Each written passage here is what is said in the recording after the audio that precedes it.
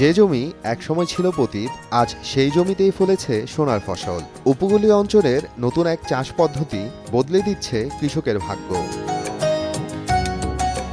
পটুয়াখালীর উপকূলীয় অঞ্চলে ধান কাটার পর লবণাক্ততার জন্য বেশিরভাগ জমি পড়ে থাকত ফাঁকা। কৃষকরা ভাবতেন এই জমিতে আর কিছুই চাষ করা যাবে না। সেই ধারণা বদলে দিয়েছে বাংলাদেশ কৃষি গবেষণা ইনস্টিটিউটের নতুন প্রযুক্তি বিনা চাষে রবিশস্য আবাদ। পটুয়াখালী সদর উপজেলার পূর্ব জৈনকাঠি ইউনিয়নের কৃষক আবু রায়হান এই পদ্ধতিতে বদলে গিয়েছে তার জীবন। রসুন চাষে তার খরচ হয়েছে প্রায় 60,000 টাকা। ফলন হতে পারে প্রায় 80 মণ। বিক্রি করলে পাওয়া যাবে প্রায় 2,40,000 টাকা। আর মিষ্টি কুমড়ার খরচ মাত্র 20,000 টাকা। ইতিমধ্যে বিক্রি হয়েছে 35,000 টাকা।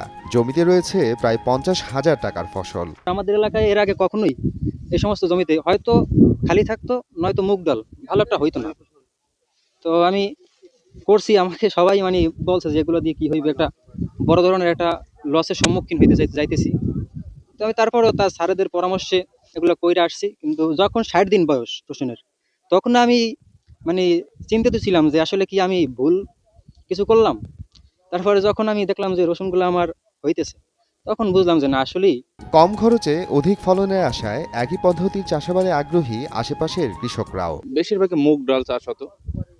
তারপরে আপনার যে তরমুজের দিকে মানুষ ধাবিত হয়, কিন্তু তরমুজ আপনার ওই দিক থেকে আপনার অনেক টাকা খরচ, কিন্তু এই দিক থেকে মিষ্টি কুমড়া, রসুন বলেন, এগুলা চাষাবাদে অনেক খরচ কম, আর রিস্কের ঝুঁকিও কম। অনেক টাকা কম পুঁজিতে এই ব্যবসার দিকে মানুষ যদি ধাবিত হয়, আপনার অনেক উন্নতি করতে পারবে। কম খরচে এত পরিমাণ যে লাভবান আমরা কোনো সময় বুঝি নাই। তাই এবার আমাদের এলাকার রাহান ভাই এরকম চাষ করে অনেক লাভবান হয়েছে, আশা করি লাভবান হবে। ধান কাটার পরে আমাদের এই জমিগুলা পতিত হিসাবে থাকে এবং কিছু মুগ ডাল চাষ করি আমরা, তাতে তেমন বেশি একটা লাভবান হই না।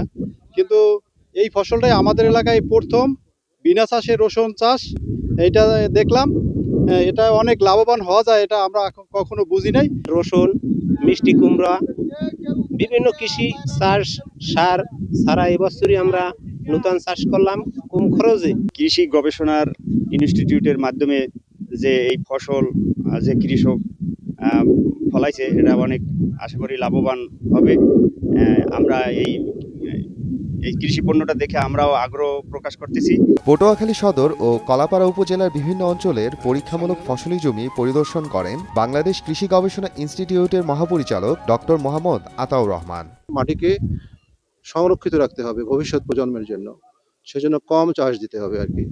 এবং এর আর একটা সুবিধা হলো এই যে যখন আমন ধান কাটা হয় তখন রস থাকে, এবং ওখানে যদি তারা জো অবস্থানের জন্য অপেক্ষা করে তাহলে আরও দেরি হয়ে যায় ফসলটা।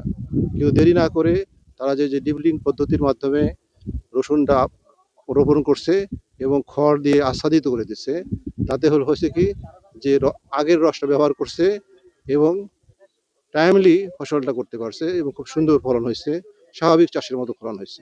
বিশ্বব্যাংকের অর্থায়নে বাংলাদেশ কৃষি গবেষণা ইনস্টিটিউট এই কার্যক্রম বাস্তবায়ন করছে। প্রকল্পে রয়েছে রসুন, মিষ্টি কুমড়া, আলু, সূর্যমুখী, কাউন সহ বিভিন্ন রবি ফসল চাষ।